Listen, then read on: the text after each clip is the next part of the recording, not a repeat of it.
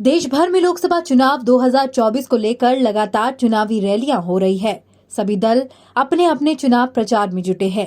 7 चरणों में होने वाले चुनाव का अब आखिरी चरण है।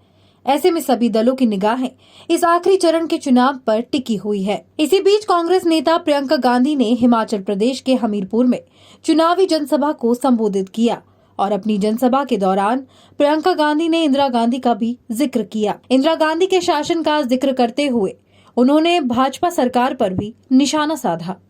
एक थी इंदिरा गांधी, प्रधानमंत्री थी, अपने एक संसदीय क्षेत्र में गांव-गांव जाकर जनता से मिलती थी, पैदल जाती थी, जनता डांट देती थी, उन्हें कोई परवाह नहीं थी। डांट खाती थी, कहती थी अच्छा है, जागरूक है ये जनता, और दिन रात काम करती थी। शहीद हुई तो शायद आपको मालूम नहीं होगा, जब शहीद हुई तो मेरे पिताजी को उनके कमरे में एक पर्चे पे लिखा मिला कि अगर मुझे कुछ हो जाएगा तो जब मेरे अंतिम संस्कार होंगे तो मेरी जो अस्थि है वो संगम में इलाहाबाद में आधी वहां डाल देना और आधी हिमालय के पर्वतों पे डालना, क्योंकि मैं हिमालय के पर्वत में जो बर्फ है उसके साथ मैं घुलना चाहती हूं।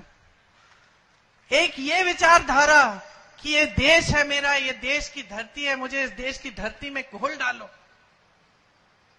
और दूसरी विचारधारा कि देश की जनता की आवाज है, देश की जनता एक सरकार को चुनती है और आप 100-100 करोड़ दे देकर विधायकों को चोरी करके उस सरकार को गिराने में लगे हैं।